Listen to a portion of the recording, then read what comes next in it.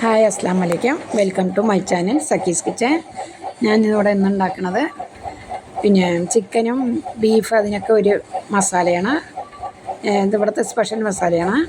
അതിന് വേണ്ടി കുറച്ച് കടലപ്പരിപ്പ്, കുറച്ച് ഉലുവ, കുറച്ച് ജീരകം, പട്ട, ഗ്രാമ്പ്, ഏലക്ക, കുറച്ച് അരി, പിന്നെ കൊത്തമല്ലി, ബ്രിഞ്ചി ഇല, കുരുമുളക്, ഇതെല്ലാം നന്നായി വറുക്കുക. നല്ല പൊരിയണ പോലെ, നല്ല മണം വരുന്ന പോലെ വറുത്തിട്ട് നൈസ് പൗഡറാക്കിയിട്ട് ഒരു ബോക്സിലിട്ട് വയ്ക്കുക. നമ്മൾ ചിക്കനും ബീഫൊക്കെ വയ്ക്കുന്ന സമയത്ത് ഇത് ഇട്ടാൽ നല്ല ഗ്രേവിക്ക് നല്ല കട്ടിയും കിട്ടും, നല്ല ടേസ്റ്റും നല്ല മണമാണ്, നല്ലൊരു ടേസ്റ്റ് കിട്ടും. എല്ലാവരും ഒന്ന് ചെയ്ത് നോക്കി.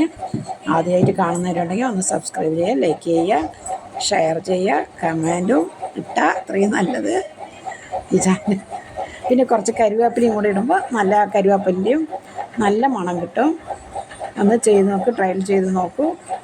ഈ ചാനൽ കാണുന്നവരുണ്ടെങ്കിൽ ഒന്ന് ലൈക്ക് ചെയ്യാൻ മറക്കല്ലേ. കരുവേപ്പില വറുക്കുമ്പോൾ നന്നായി കയ്യിൽ പൊടിച്ച് നോക്കുക.